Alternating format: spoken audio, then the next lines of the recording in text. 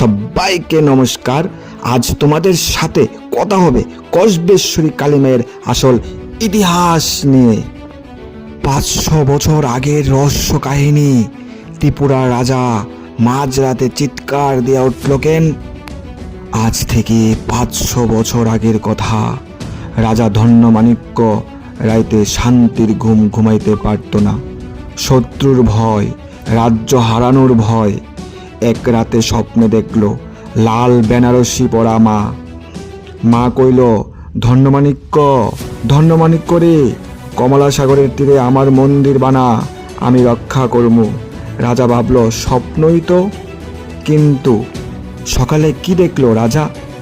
সকালে কমলা সাগরে গিয়ে যা দেখলো, যদি আমার কসবেশ্বরী কালী মায়ের মন্দিরের কাহিনী শুনতে প্রথম পাইতে চাও তাহলে কমেন্টে জয় মা লেখো। পার্ট 2তে দিমু আমি, সাক্ষী থাকবেন আপনারা। আশীর্বাদ আর মায়ের ভালোবাসা যেন পাই সকলে। সবাইকে নমস্কার।